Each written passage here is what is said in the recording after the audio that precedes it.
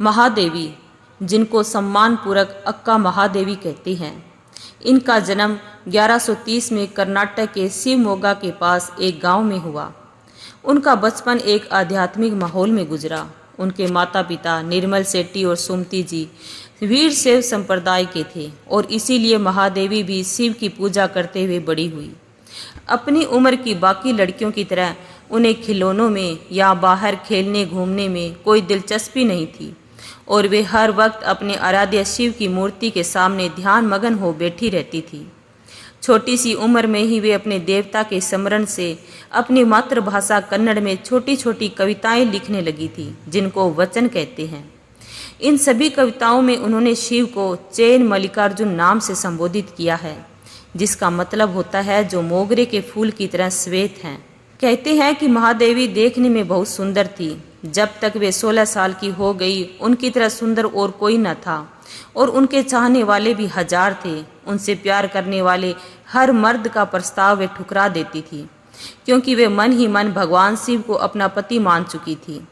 उन्होंने ठान लिया था कि वे किसी इंसान से प्यार या शादी नहीं करेगी, क्योंकि उनका पति तो स्वयं भगवान है।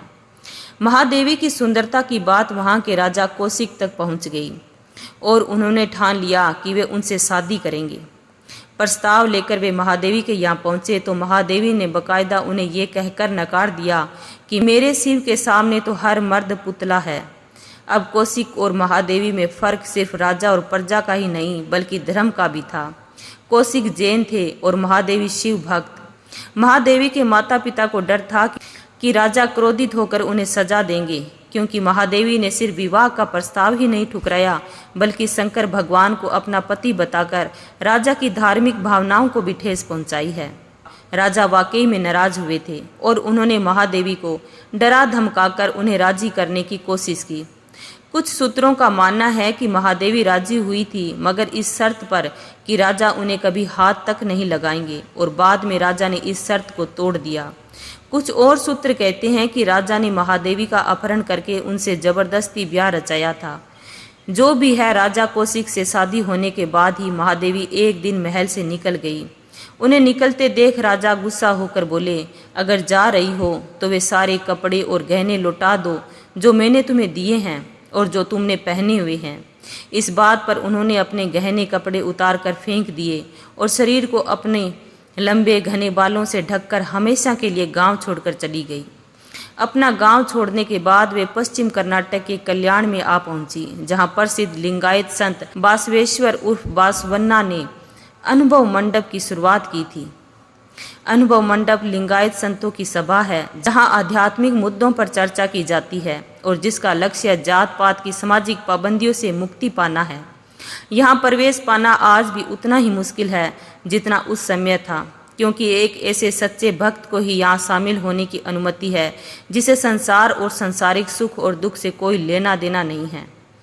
नंगे घूमने की वजह से महादेवी को वैसे भी हजार बातें सुननी पड़ती थी, क्योंकि उस समय साधु संतों का नंगा घूमना आम बात होने के बावजूद किसी महिला संत ने ऐसा नहीं किया था।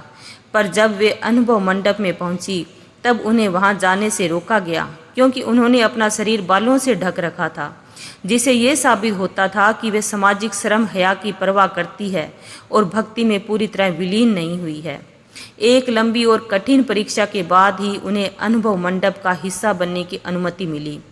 जल्द ही वे वहाँ के वरिष्ठ सदस्यों में से एक मानी जाने लगी और लोग उन्हें अक्का या बड़ी बहन कह के संबोधित करने लगे। कुछ साल बाद अनुभव मंडप की सदस्य बने रहने के बाद 25 साल की उम्र में महादेवी श्री शैलम पर्वत पर चली गई। पर्वत की एक गुफा में उन्होंने अपनी जिंदगी के अंतिम 5 साल गुजारे। यहाँ वे प्रकृति से एक हो गई। उन्हें हर पेड़, हर पत्ते, हर झील में शिव नजर आने लगे। 1160 में करीब 30 साल की उम्र में उन्होंने अपना शरीर त्याग दिया और शिव के साथ उनकी आत्मा का मिलन हो गया। कहा जाता है कि उनके देहांत से पहले राजा कौशिक उनसे क्षमा मांगने आए थे। महादेवी अक्का की कहानी जरूरी है, क्योंकि एक धार्मिक संत होने के अलावा वे एक बेबाक और साहसी औरत थी, जो समाज की पाबंदियों का उल्लंघन करने और शोषणकारी ताकतों का विरोध करने से डरती नहीं थी।